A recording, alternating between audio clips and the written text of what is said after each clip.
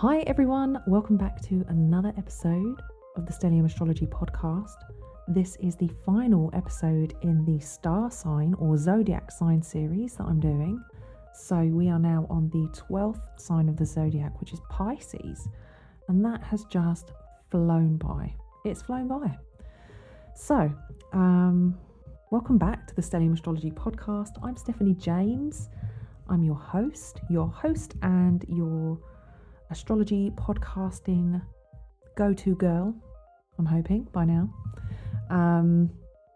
And I am also the founder of stelliumastrology.com. I'm a tutor at the London School of Astrology, and I am or was the horoscope columnist for Elle Magazine UK sometime last year, and that was great fun. I did that for a little while and I really enjoyed it.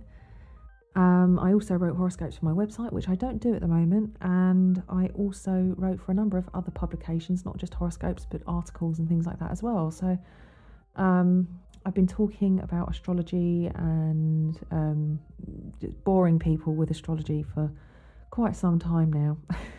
Not just in the UK, all over the place. I've been everywhere talking about it, and hopefully not boring people too much.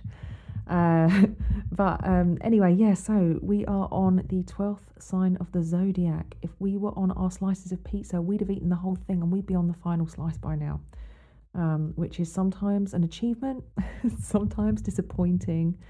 For me, it's usually breakfast.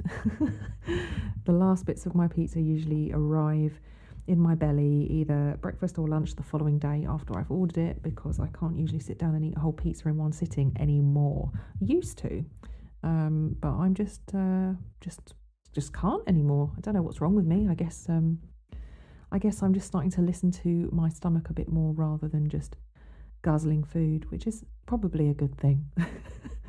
Anyway, enough about my weird eating habits. Today we discuss our final, most experienced sign of the zodiac, which is Pisces. And Pisces is a dreamy, non-materialistic, watery, mutable water sign. Mutability being the ability to adapt and be flexible, and water being the most mutable of all the elements in its natural state. Obviously, if you freeze water, then it's not particularly mutable. It's much more fixed. But we've talked about Scorpio a few shows back. I would urge you to listen to the shows on the elements and the modes if you haven't, because this is going to give you a really good feel for how the signs, how they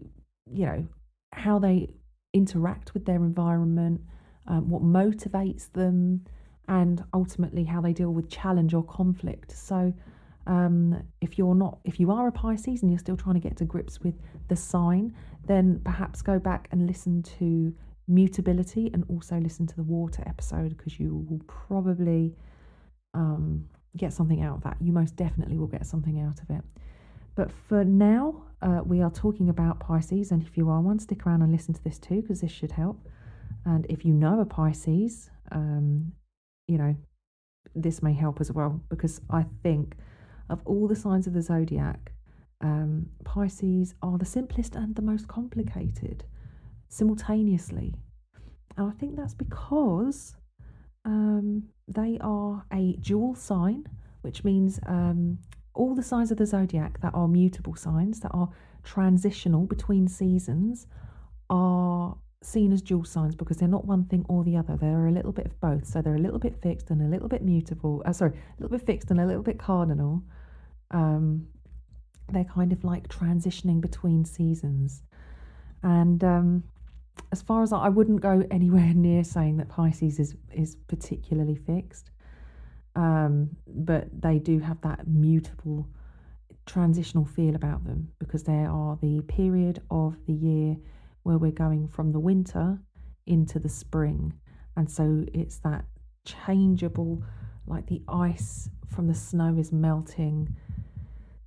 You've been there looking out the window, it's freezing cold, all you can see is just like snow everywhere. I find that really quite depressing, that time where you look out the window and everything's just covered in white everywhere, and it's like really pretty for a couple of days, but I don't know, I find it really, I know some people really love the snow, but it really brings me down. And it's not because I can't go out or do stuff.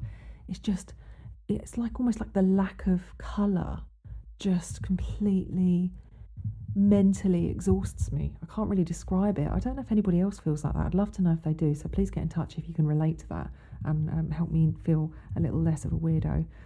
But actually, yes, you know, it's usually cold on the run up to Pisces season, except it's starting to warm up a little bit, and we are feeling the beginning of the warmth, so everything's starting to thaw out a little bit. And obviously when the ground is cold and wet from the snow, and then it thaws out, then all the water is seeping into the ground and it's nourishing all the sort of the grass and the foliage, and it's kind of hydrating the ground and the life that lives in it. And what comes when we get into as Pisces season continues, if you, by the way, if you're looking at a clock, Pisces is at the 9, well, it's at the 10 p.m. position, and it's the last sign of the zodiac. So the one following Pisces would be back at Aries, which is the 9 p.m. position. So actually, it's a bit of a weird way to sort of think about it, but the clock, the horoscope, Aries is at the 9 o'clock position, and then you go down to the 6 o'clock position, and that's Cancer. 3 o'clock position is Libra, and 12 o'clock position is Capricorn. And then it almost like the hand has to spin in an anti-clockwise position, and that's kind of how all the zodiac signs line up. And Pisces, being the final one of all the signs, is at the 10 o'clock position, so just before Aries. So it's almost like it's time to go to sleep, and it's that time for closure, it's that time for just to go, you know, power down. And it's almost like a kind of what do you call it when all the plants and the animals go into hibernation? It's like a hibernation period, Pisces. And it's sort of a low energy kind of sign of the zodiac, which is getting ready to be reborn through Aries. So it's a real endings type of sign. And when I said that it's the most experienced sign of the zodiac, that's because every other sign before it, it's experienced all that. It's kind of it's the culmination of all the previous signs. And it really isn't necessarily a competitive sign. Now, obviously, if you've got planets in Pisces, like maybe Mars in Pisces, which happen to be in your 10th house, for example, I think that's what David Beckham has. And he is famous for playing football, and Pisces rules the feet. You know, he's a famous, like very successful footballer. But yeah, you know, like there's this, Pisces isn't particularly go-getting, it's not particularly competitive or anything like that.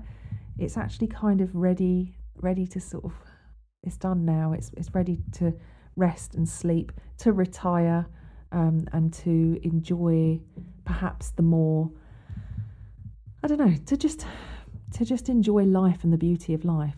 And Pisces is quite a poetic sign. It does see the beauty in everything. I was in a relationship with a Pisces for a very, very, very long time, and he didn't just have his sun in Pisces, he also had Jupiter and Venus in Pisces as well. So he had 3 planets. He was so mega, mega, mega Pisces. And he saw things in a very artistic way. You know, when we'd go on holiday, it would be, he'd want to make a video of it, and he'd really make an artistic film, you know, with lots of beautiful music and stuff. And he was a musician. You know, he was everything he did was kind of creative and artistic, and he, you know, he saw the poetry and things. It was really, really great sort of seeing the world in such a beautiful way, because as myself as a Capricorn, we can be a little bit, oh, don't get me wrong, I can see the beauty in nature and things like that, but Pisces can remind us sometimes to slow down and actually take a look at the world around us, and to appreciate things, and to go a little bit beyond what's physically here, and kind of address, or at least consider, what could be beyond. this physical existence. So if you've got any Pisces friends, you may know exactly what I'm talking about. Now, Pisces is generally, as I was saying, a little bit of an old soul. It's generally a spiritual sign. That can be spiritual in the sense of getting in touch with the spirits, or it could be the spirit in your shot glass. Because, being a water sign, sometimes they like to have a drink in their hand. I know a lot of Pisces that like to hang out at the pub and have a drink. They tend to have like quite a deep spiritual longing, almost like they're looking to return to the source from which it came. And you can say that the 12th house in astrology, which also happens to be the house that coordinates itself with Pisces, is almost, if you want to think of it in a sort of, if you want to try and put it into words, because it's very hard to, is to think about the ice cube dissolving back into a glass of water. That is the state of Pisces. It wants to dissolve back into that state that it once was, which is an interesting way of thinking of that, because it's like a longing for something that they came from, or longing for something beyond this existence. They're the sign of longing, and there's a real conflict between the spiritual realms and the reality realms. So it's the reality realms. There is a battle. So the glyph for Pisces is two fish swimming, and they're kind of facing each other, but it's almost like there's a bit of a tug of war with the fish. It's like a two brackets the wrong way round on the keyboard, so it's like pressing shift 0 and shift 9, and so you've got those two brackets and a line between them, and it's to symbolize the fish pulling in different directions. And this, sometimes you'll see it symbolized as one side being higher than the other. And what it's trying to say is that there is an element of spiritual escape with the Pisces, but there's also this element of earthliness about them, because if you talk about reincarnation and things like that, whether or not you are into it or not is regardless. It's almost as though there's a sense with Pisces that they've been here and done it, and they've got the t-shirt, and maybe they've been here, done it a million times, and they got the t-shirt, and they're just a bit ready. They're kind of ready to just go now. I'm ready to go home now. I've had enough. Now, don't get me wrong. I'm not saying that all Pisces are super depressing to hang around. They're not. I'm not saying that they just go around going, "Oh, I've had enough of this life." Some of them might have done, but generally, I think that they just feel that they know that they've been here and they've done it a lot of times, and they're really fed up, or they're not fed up, but they're just ready now. They've kind of feel like they've graduated and they've done their time on Earth, and that they're ready to move on to this next realm. So a lot of the times with the Pisces, I know they're either living with conditions which make it difficult for them to do not realistic daily life. So I know some people who have like health issues, and so they don't really have jobs, and their life is kind of day to day a little bit difficult to understand how they're going to get their shopping or what they're going to do. They kind of just can operate in a bit of a chaotic way, and then some Pisceans are they just don't want to take part. They just want to do their own thing, and they don't really want to. I know some that really wanted to have the house and the good job and stuff, but they couldn't apply themselves, and some of them that just completely rejected it. And then there's some that are really good at it. I'm not saying that all Pisces are like this. I'm just saying that there's that essence of resignation about a Pisces, that they just sometimes they kind of go about their life in a sense that it's all quite it's a bit of a challenge for them. They're just going through the motions. And then other times you've got Pisceans who are really, really successful at what they do, and they're doing something where they're saving other people in some way, or doing some kind of service orientated jobs, because being of service is something a Pisces likes to do as well, being of service to humanity in some way. Whereas you've got Virgo that wants to be of service somewhere. They might find a friend's business that they can help in some way, and helping other people and doing something worthwhile. Then you've got Aquarius, who's, working towards doing something which can leave the world in a better place than they found it. And then you've got Pisces, which it's almost like that with Pisces, they feel like they're connected to this kind of humanitarian plight, and that they are here to connect or help humanity in some way, do something to impact humanity. There is that kind of a sense of a mission with Pisces. And Pisces and the 12th house generally tend to be connected in a way almost to, there's a sense of Christianity about Pisces. There's those Christian values which are like, not fighting back, turn the other cheek. Some of those living by, good, honest Christian values, which, are nice values to live by. They're very Piscean, and even in the Bible, I think Jesus fed the 5,000 with lots of fish, and you can usually see sometimes people have those little bumper stickers on their car, which is the symbol of the fish, which is connected to that. So it's quite interesting to see that connection, and there does seem to be some similarities between that Christian kind of ethical code and the whole Piscean moral code that you see them living by. You can get different types of Pisces, obviously. So you can get like really kind, giving, selfless Pisces, and you can get fishy Pisces who are a little bit more strategic in their approach. And, with water, I've said before, water signs, there is an ability to manipulate or be manipulated with water, because it can take on the form of what it needs to. I think I said before about Pisces as well, that Pisces seems to have this aura about them that goes way beyond. So the Pisces aura can stretch out, and it's almost like an invisible one that can stretch out so far that it picks up stuff from so far away, meters and meters and meters away, and can affect people from that far away as well. And usually Pisceans are interested in work where they can have some kind of emotional impact with people. I'm going to use my ex-boyfriend as an example. He was a musician, and he was quite successful. He was actually, back in the 90s, he was in a grunge band, and not like, they had some success in the US, but it wasn't like, they weren't like Nirvana or something. They were, it was a much smaller thing than that, but he still had more success than most musicians that I've known.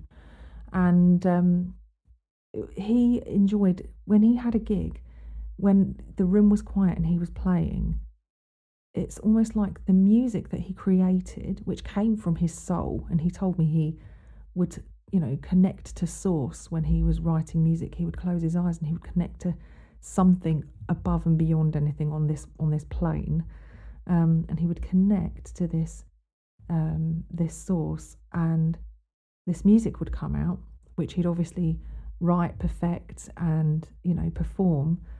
And at the gigs, sometimes people could be listening to the music and they would be brought to tears listening to it. It would have such an emotional impact on people, and he wouldn't have to have a conversation with them. All he'd have to do is stand at the front of the room, play his music, and then he could get off the stage and go, and he might not even know how he impacted somebody in that room, but somehow he connected to all of them, to everybody. And again, it's like when I spoke in the water episode about being in a swimming pool with lots of other people, and that kind of, you're suddenly, we're all in this together type connectedness. I think I used the example of a plaster floating towards you and thinking, oh, who's got a cut? Which is such a weird example, so I'm sorry about that. But again, something like, for example, this year with us all saying we're all in this together, as well as having that massive Jupiter, Saturn and Pluto conjunction that we've had in Capricorn, Neptune, the ruler of Pisces, has been in Pisces and has been there for a long time and will be there for a long time still. It's working its way through now, but that's also been in the later, mid to late degrees of Pisces. I'd say it's been hanging around 18 to 20 that it's been wobbling around for the past year or so. And that is the planet of we're all in this together. That is the planet where we suddenly realise there are no such thing as boundaries, because Pisces is a very unboundaried sign. When you've got a sign like Capricorn, who has to learn about boundaries and is very protective of their boundaries when they learn how to get the hang of it and how to say no. And then you've got like Scorpio, who freezes, has a sort of layer of ice around them to protect them because they need to have that because they're incredibly deep and sensitive. Pisces doesn't really have that boundary. They just don't have that ability to assert that boundary. I mean, they do. Some Pisces will have the ability. It's just the case that they're just quite happy without them. Like I mentioned before about this kind of chaos, Pisces being comfortable with chaos. Boundaries kind of create structure and create a kind of yes or no decision kind of process. And Pisces is quite happy to have no boundaries, no rules. They're quite comfortable with chaos. And so I think this is why sometimes you do see people who are strong Pisces signatures in their charts being interested in the arts and being interested in music and poetry and painting.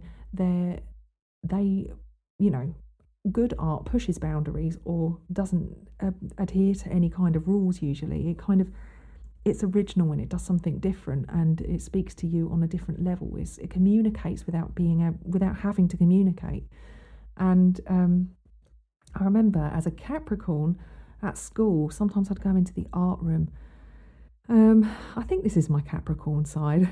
I'd go into the art room or in any kind of art studio and look around and I'd see it's kind of like the mess everywhere. Everything's all over the place. And don't get me wrong, I'm an artistic person. I always have been. And I enjoyed art at school. But something about being in that environment where there was just mess everywhere and, there was something that felt quite chaotic within me when I was in those environments. And that's something that I think a Pisces is just quite happy to just accept that there isn't always going to be order and tidiness and cleanliness.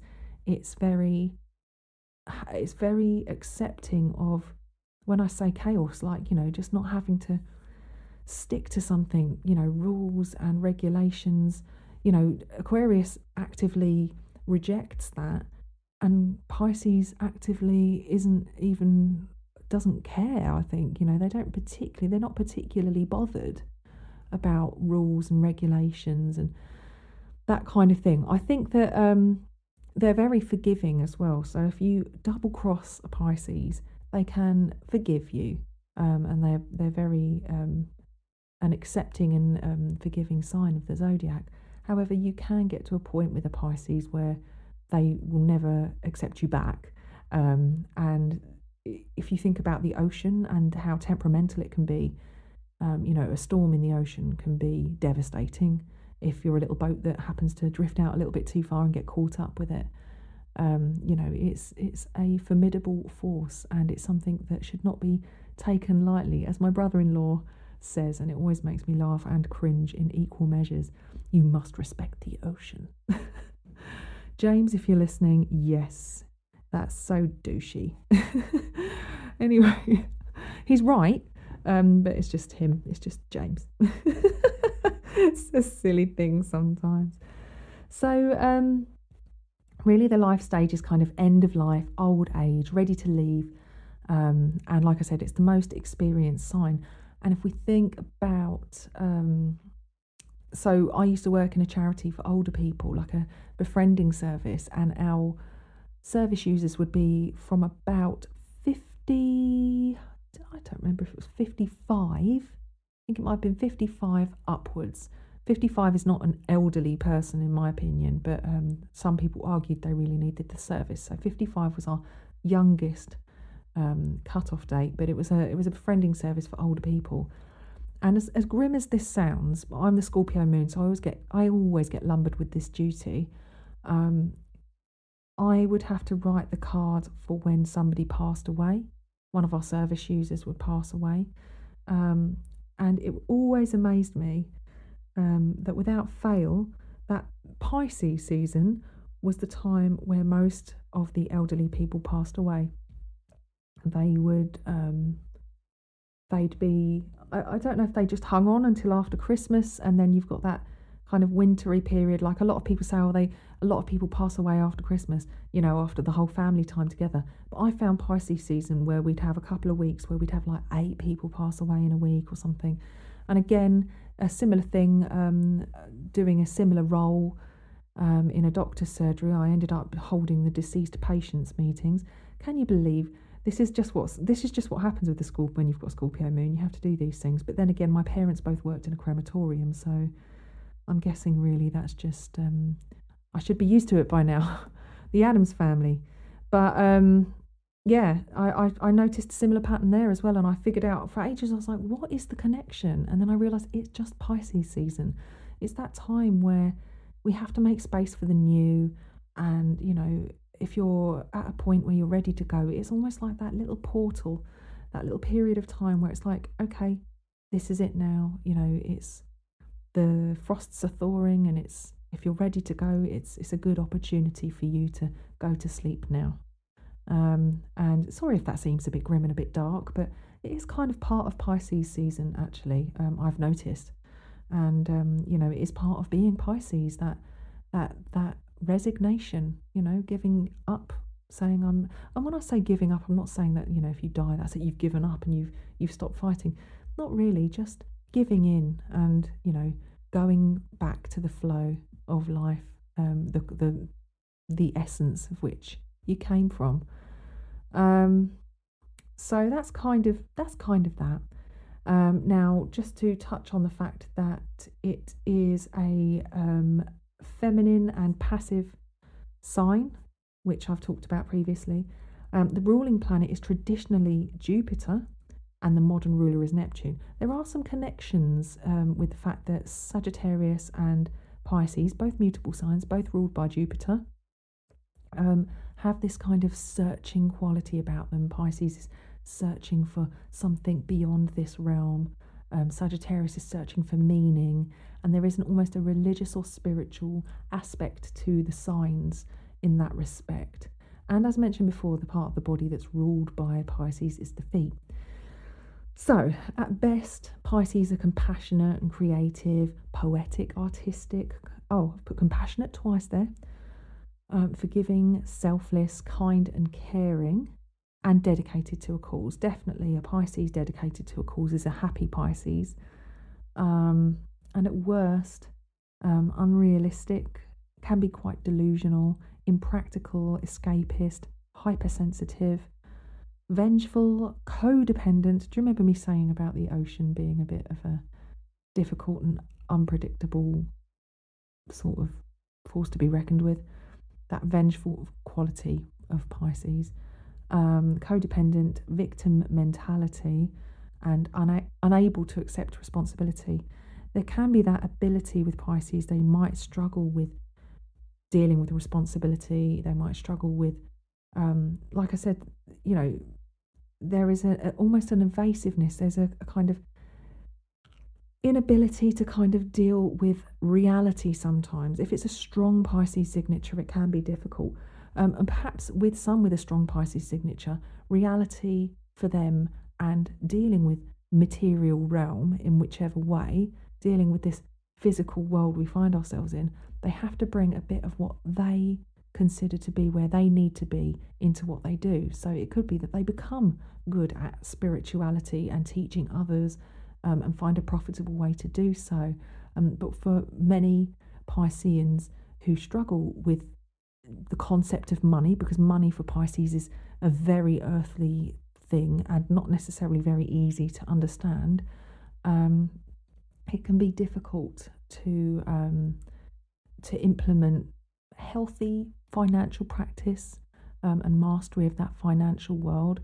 Some Pisceans are extremely good at things like the stock market, because the stock market itself is about patterns and cycles and watching, it fluctuates, and it's, I don't know if necessary, it's to do with having a bit of a psychic ability. I think that there is a kind of understanding that it's a little bit beyond rationality. I don't think there's any rationale to the stock market. I think that there is, you can watch patterns and behaviours and cycles and how people have reacted in the past, and make educated guesses on that type of thing. But I think with Pisces, there is an element of being in touch with that chaos, and actually being able to produce something from it. And as with all the water signs, there is an element of psychic ability, really, with Pisces as well. You know, they do have this ability. Like I said, their aura seems to just stretch out so far, almost like getting into a swimming pool and sitting right in the middle of this massive swimming pool. It's almost as though that aura that's the size of their aura, and then somebody can get into the pool right at the bottom, and they feel that connection with that person all the way, down the other side of the pool, but they're connected. And it's almost like Pisces can pick up on that. They are incredibly psychic. Sometimes they'll have dreams and things will come to them in dreams. Sometimes they'll just have kind of visions. My experience of Pisces is they do seem to be really good at picking up on ethereal knowledge that isn't even spoken sometimes. So it's very interesting. But like I said, not all Pisces are the same. Some of them are more practical than others. If you've got a lot of Pisces in your chart, you may relate a lot to what I've said. If you don't have that much Pisces in your chart, you may think that, yes, there are some aspects of your personality that can be like that, but it's not a very strong aspect. Let's see, I've got a couple of quotes here as well. What have I got? We are homesick most for the places we have never known. That sounds very Piscean to me, that quote. I like this one. Find your I first and then dissolve in it. That's actually quite a sun in the 12th house kind of quote. Escapism isn't good or bad in itself. What is important is what you're escaping from and where you're escaping to. And that's Terry Pratchett. I've got so many quotes for Pisces. I guess I'll have to have a little look and see at some point. Oh, dear me. So that's Pisces. I feel ready to resign now after the day I've had. Let's see, who have we got? Who am I looking at? So I'm going for... Right, now, funnily enough, I do have some Pisceans, or people with Pisces in their chart, but not a lot of Pisceans, actually. I've got one Sun Pisces who submitted their chart to me a long time ago. This is Angelique. And Angelique, I think we discussed you on a couple of different episodes at the beginning of the podcast. I can't remember which ones now. I think possibly we talked about you. I don't even remember. Fire signs. We talked about you in fire signs because you've got a lot of fire in your chart. And I think I talked about you a second time as well. Maybe I seem to remember talking about you because you had Mars rising in Scorpio. So Scorpio is a water sign. But also Angelique has got Sun in Pisces and Mercury in Pisces as well. And Angelique, amazingly, you are the only Pisces I've had sign up to this show. Where are you, Pisces? I'm sorry if I've upset anybody, any Pisceans, but please do sign up because, it takes all sorts. And, I'm surprised. I would have thought that I seem to have attracted a lot of Scorpios. And I really honestly would have thought I would have attracted more Pisceans. So anyway, Angelique has got Sun in Pisces and Mercury in Pisces, but she also, like I said, has got a fair amount of fire in her chart. So because she has a strong fire emphasis in her chart, it may be that she feels that in a stronger way. But let's not ignore the fact that she has Scorpio rising, so that gives her some weight in water. And she also has Sun and Mercury in Pisces, and she also has Mars rising in Scorpio as well. So that's a fairly heavy water signature, even though she's got so much fire. And Angelique, you may identify. I mean, the fact that you've signed up to an astrology podcast to have your chart read in the first place, I think indicates that you do toy with the idea that there's something beyond the physical, and that you're curious to hear about yourself from a different perspective, from an unconventional perspective. Unconventional being a word we'd normally associate with Aquarius or Uranus. But actually, Angelique, you have got Sun and Mercury in Pisces in your 5th house, and you've got Mars in Scorpio rising. I think I talked about Mars in Scorpio rising before, but if we look at your what you've got in water, you've got a Sun Mars trine. That's a warrior aspect. So you may watch things like, I don't know if you've ever watched the TV show Vikings, but that's a little bit Lagatha, I think. A woman to have a Sun Mars trine in their chart is like a Valkyrie, or a shield maiden who's not scared to go out to battle. However, it is in Pisces, so this could be somebody who has a cause of their own to fight. And as it's in the fifth house, there is a sense of creativity, feeling passionately about potentially your creative endeavours. So it could be that you really enjoy art or writing music. There has to be a sense of play and fun about what you do. And as it's in Pisces, it could well be that it's artistic or painting. It could be poetry in some way. You have got Mercury there too, so it could be the way that you need to communicate and write poems or stories. But there's definitely a sense of doing something that is not necessarily unconventional, but perhaps poetic, and telling a story that creates a sense of escapism for yourself and possibly for others as well. But having that Sun Mars aspect, it could be that you feel passionately about a cause. For example, if I think about Pisces, not all Pisces are going to be this way, but some with like a Neptune contact to the moon, which you do rather widely have as well. You have a Moon Neptune opposition, giving you a bit more of a Pisces flavour, and Neptune happens to be in Aquarius. You could say that maybe you're a vegetarian or a vegan, and actually you could be one of those people that is fighting or flying that vegan flag, and you want to tell people about the reasons why you are, and what they can do to be more sustainable and more conscious in the way that they live. But it doesn't feel like a particularly preachy chart to me, so it may not be that. But like I said, you do have that warrior aspect, and I do feel like this is maybe somebody who has the ability to.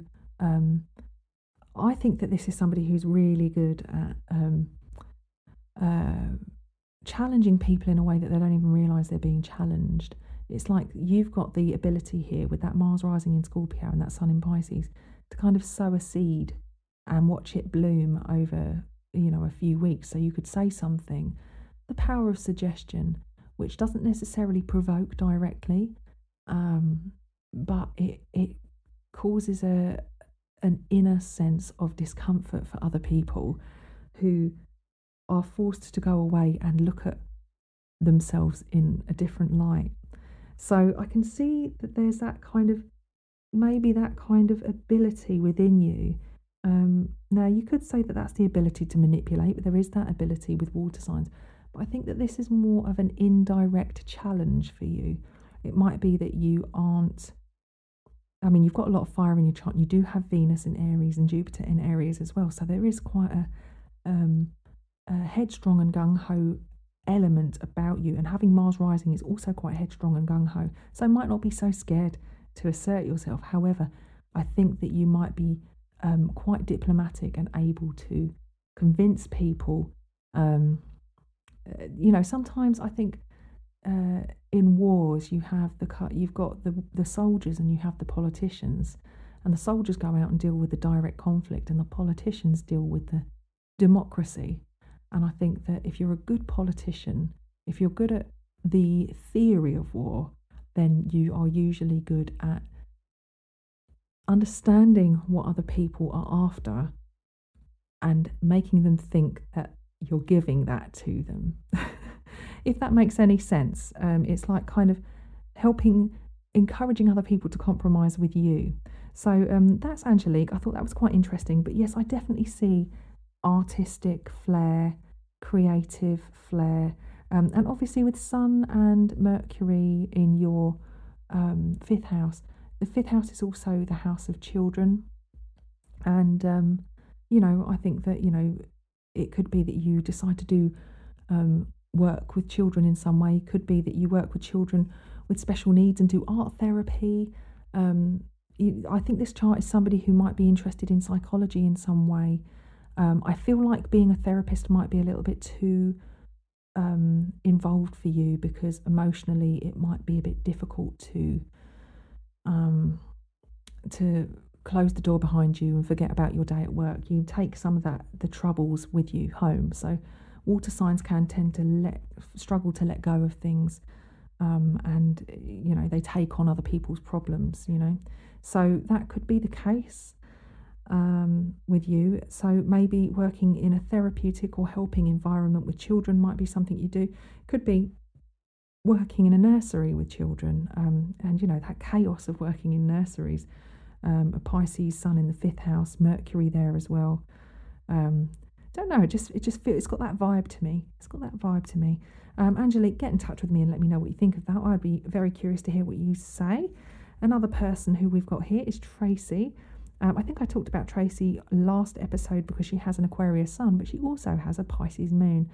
And I think we did talk about her before, about not doing things in a conventional way, maybe going against the status quo of the way things have always been done in her family. And I mentioned that she has got a Pisces moon. So she's got Pisces moon at 13 degrees. And so this means she's already had a Neptune transit to her moon. And during that time, she may have got into spirituality more. She could well have been drinking more. I know someone on their Neptune transit ended up going fishing all the time, but there does seem to be a need to be connected to, liquid water, that kind of thing. Neptune is also connected to glamour. It can be connected to drug use and smoking and that kind of smoke screen as well. So having a Neptune transit can bring all sorts of things. Often it brings a realization that you've been deluded in some way. And I feel like in your house, the 6th house, so you've got Neptune in your 6th, well, you've got Moon in your 6th house, and Neptune will have moved over that. And I'm wondering if at some point, perhaps you either developed a health issue which stopped you from going to work and kind of made your daily routine a bit chaotic, or if you were dealing with somebody at work who was maybe not kind of, what's the word? A bit manipulative. Somebody who acted like they were your friend and they were like not your friend, and kind of like I said before with Pisces, there's this lack of boundaries, but it can be that whenever any of us have a Neptune transit, the lack of boundaries become very obvious, or the cracks in our boundaries become obvious, because people will get in some way or another if we haven't asserted those boundaries strong enough.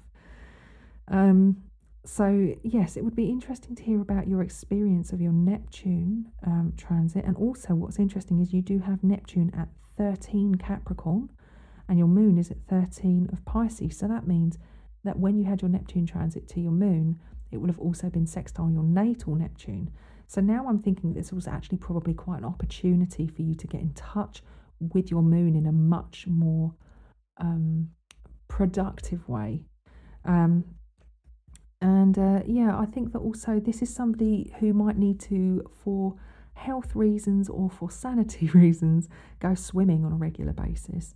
Pisceans are usually, especially someone with a Pisces moon, usually have feet that are a bit like flippers, either kind of big feet or kind of like quite flat feet that are quite good when they go swimming. And they do like to be immersed in water and go for a little swim. Wash that man out of your hair kind of situation. I know that's how I like to deal with things sometimes. If I'm having a particularly bad time, I like to go down to the seaside and go for a swim in the ocean. And I do have I have Neptune in my 7th house, so I guess that's how I deal with my relationship issues. I wash that man out of my hair. But you've also got a trine, a grand trine in water. You have Pluto at 17, your moon Pluto at 17 Scorpio, your moon at 13 Pisces, and then up on the midheaven at the highest point in the chart, you've got Chiron at 11 Cancer, and you also happen to have Jupiter up there on the midheaven as well. So Jupiter a little bit wide to be considered part of the Grand Trine, but it's nonetheless up there, and you do have a fair amount of water in your chart anyway. So you may relate to the water episode. You might want to go back and listen to that. I mean, I know you've got an awful lot of earth in your chart, you know, and not a lot of, you don't really have a lot of fixity. It's mostly cardinality, and that's, yeah, you're hugely cardinal. You do have other aspects in your chart, but it's just that the cardinal earth really drowns everything else out, I think. But yeah, I think if you think about your sun, we talked about you in the last episode, that sun in Aquarius, which does need to have, it needs to do things differently and do things their own way. And then with your moon, so the sun is kind of what you desire to do and where you're headed, and the moon is where you're coming from, and also, you know, it's what we need as well. It's kind of how we nourish ourselves. And I will say as well, with anyone with a Pisces moon, or like with a moon Neptune contact, they can really absorb all the stress and worries that are going on around them. It can be very difficult for them to really shed what's gone on around them throughout the day. So if you meet people that are emotional, or if you meet people that are, having stressful situations, you pick up on other people's stuff. It absorbs a lot, and like I said, quite psychic, especially a lunar placement in Pisces, incredibly psychic as well. So that's just a little look at your chart, Tracy and Angelique. Thank you very much for submitting your charts. So I did have a couple of people to look at. So Rihanna is a Pisces, and she has just got Sun in Pisces, but she's also got Neptune really tight on her midheaven. Her birth data, we don't know the original source, so she's a C, so we can't really trust it, but it's interesting that she's got Sun in Pisces and the ruler of Pisces on the midheaven there, and she's also got Saturn, Mars and Uranus up there too. I think Mars is in Sag, but she's got Uranus, Saturn and Neptune all in Capricorn on the midheaven, and she's got Aries and Venus and Jupiter in Aries. Sorry, Moon, Venus and Jupiter in Aries, and Moon and Venus are rising. Not surprising, because she's very considered very attractive, and she is also like, she's got a strong, you can see that she's quite cardinal. I think she's got very striking features with very I think, you know, strong cheekbones and stuff, which often a Pisces doesn't have. Usually Pisces has a kind of almost like a fish-like face sometimes, like not really much definition in the cheekbones. But I always, whenever I looked at Rihanna, I always got Pisces vibes from her. I think you do get strong, I think you get strong watery vibes from her, and you can really see that she has that musical, artistic flair about her. But she's very, I think she's, you get the earthy and cardinal vibe from her as well. But yes, very stunning, very talented. And here we are, look, it says here, bad memories of her father, of her childhood. Her father was a drug addict and alcoholic. And it says here, she grew up in 3-bedroom bungalows, sold clothes with her father in a stall on the street. So she had a disadvantaged childhood. And if you think about Pisces and some of the things that come with Pisces, the sun can indicate the father in the chart. So for that to describe that she's got a, bad memories of her father being a drug addict and alcoholic, that can be connected to that Pisces story. There can be drugs or alcohol involved sometimes. My ex-boyfriend, who is a Pisces, his dad was a swimming teacher. So that's a different expression of Pisces. It's not always drugs and alcohol, but it can be. Now, somebody I really, really wanted to talk about was it was Steve Carrell, because he isn't a Pisces sun, he's a Leo sun, but he was born on a full moon in Pisces, and he has Moon and Jupiter in Pisces. And I've watched The American Office now a couple of times. I really love it. It's just ridiculous and brilliant. And Steve Carell is absolutely brilliant as the boss. And what's great about it is that he is so good at playing that full moon placement that he has. He is, let's look at his chart. So he is, he's got I think he's got Pluto and Mercury in Virgo. And then he's got Venus in Libra in rulership. And he's also got Virgo rising as well. So he's kind of like, you look at him, you get kind of like intelligent vibes. You know, he's a smart guy. Playing the boss of an office is kind of humble. You know, he is just the boss, but he does seem to think it's all about him. And this is where the Leo sun comes into it. It's like he's a child. He has to make everything a game. He wants to be the center of attention. But when he doesn't get his own way, when things aren't quite right, he ends up being incredibly wounded, and he flips between this performer and crazy attention seeking, show stealing, you know, personality, and flipping back into this, you know, he's very childlike. Michael Scott, who he plays on The Office, is just extremely, it's like an exaggerated toddler almost, but you know he's an adult, and he does have a good idea of how to do what he does, and there's a reason why he got to the position that he did. He obviously is good at his job to an extent, and you do see that in later episodes. But there is a point, I think, where, spoiler alert, he does sleep with one of his employees' mums, and it comes out during a meeting that it's happened, and one of the other guys that works in the office turned around and says, "Michael, you have no sense of boundaries." And it's so funny because when you watch people acting in these roles, he was literally playing out his his Pisces moon in the 6th house of work. And, you know, so his moon is in the early degrees of Pisces, and his sun is in the really late degrees of Virgo. So it's just past, I believe it has just passed a full moon. So he's born just after a full moon. So the moon has moved forward a little bit, but it's then in touch with Jupiter, which is the traditional ruler of Pisces. And he's just this overblown, emotional, extremely sensitive, very watery boss who thinks he can take it. You know, when he invites them all to go for like a burn, like was it the Scranton burn, where they had to like all insult Michael. And he set the event up, and they were like, "Are you sure you want us to burn you?" And he was like, "Yep, let's do it." And when they started burning him, he couldn't handle it, because in his head he thinks he can, and then when it really happens, he's just so sensitive and so emotional that he can't. And I don't think that I'm pretty sure with a lot of people, when you see the characters that they play, I think that you can see their natal chart in the characters that they portray. And I think with Steve Carrell, his playing Michael Scott in The Office is just him playing out his chart so amazingly. It's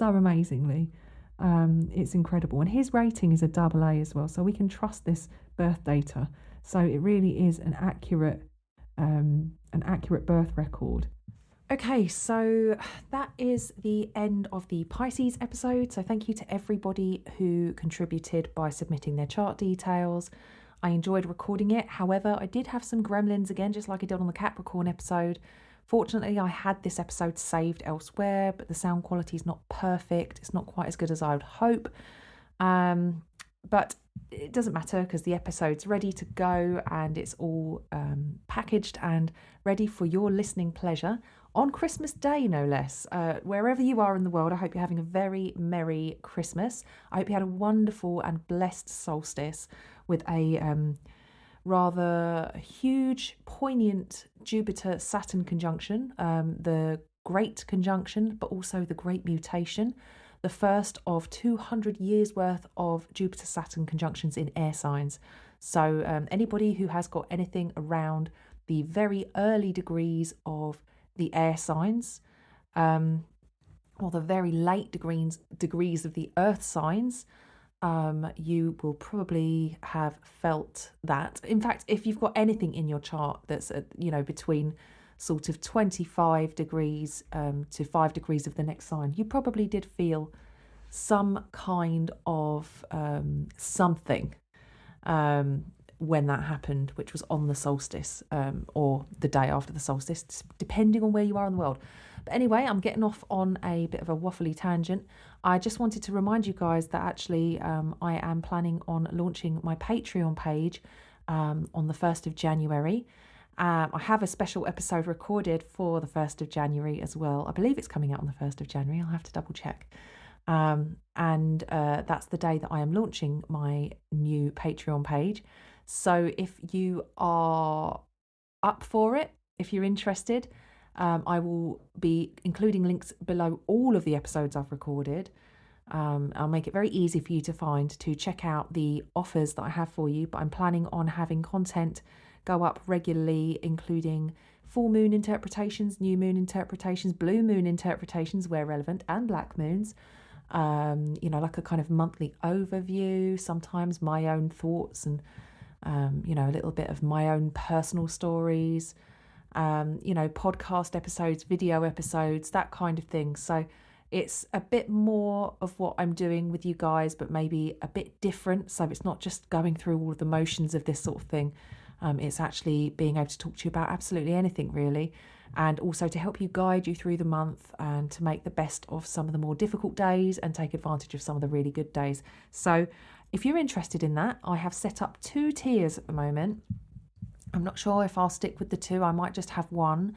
But I'm keeping it really quite cheap. I've got a tier at $5 and a tier at $10. That's US dollars. That translates to roughly £4.50 in the UK and 4 euros and 50. I don't know if they use cents with euros. I'm not sure. It's been a long time since I had a euro in my purse. So that's kind of it. If you've enjoyed this episode, please please like me. Please subscribe, rate and review. And like I said, I do apologise for the sound quality, the shift in the sound quality. It's really annoying when it happens, but I'm just really grateful that I've got the work that I've already put into it so that I don't have to re-record the whole thing.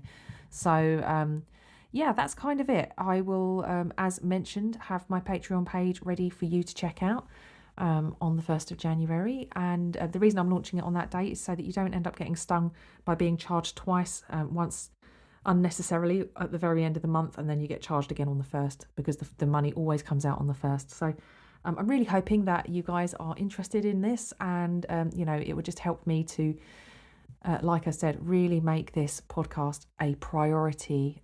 It's always a priority in my heart, but if it became a viable income stream for me, I could put more time and effort into it. I could get some really great guests on. I could upgrade my equipment.